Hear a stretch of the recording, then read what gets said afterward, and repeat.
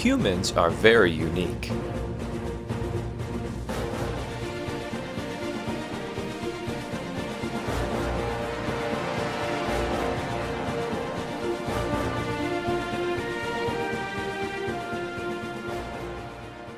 Many populations farm and even cook their food before eating it, unlike any other species. Modern technology and advertising have both impacted our eating habits. Even the basic biology of our bodies have shaped our taste preferences as humans. From our ancestors, the Homo sapiens, boundaries have been set for our eating habits from their physiology and morphology. We have inherited the teeth and digestive system that enables us to eat both plants and animals.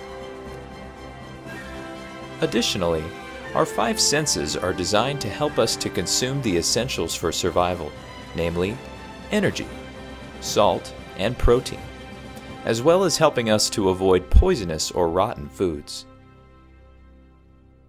In some areas in Africa, for example, they have low sensitivity to bitter taste in areas with malaria epidemic. Bitter organic compounds in plants are said to be a protection to malaria. Though these plants contain a risk of poisoning, the protective benefit against malaria outweighs that risk. At the same time as the evolution of bitter taste, spices have co-evolved with the benefit of reducing the dangers of microbial contamination in food.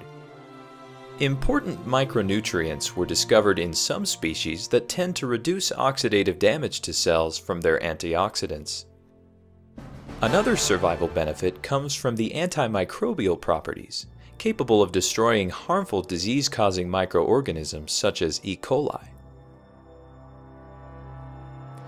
In many animal species, the dominant male that reproduces is related to the amount of resources that they have for the female.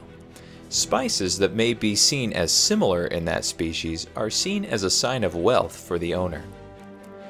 But some may be thinking, why does this matter? If the purpose of evolution is to survive and reproduce, why should food preference affect the evolutionary pattern, let alone me?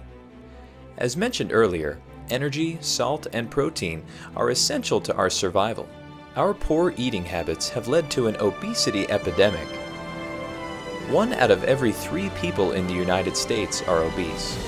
Why has the normal equilibrium of body weight failed? Our bodies are able to regulate protein intake tighter than carbohydrates or fat. But if we are not consistently eating enough protein in our diets, we make up for it by eating these other 2 micronutrients in an attempt to keep the intake of protein consistent.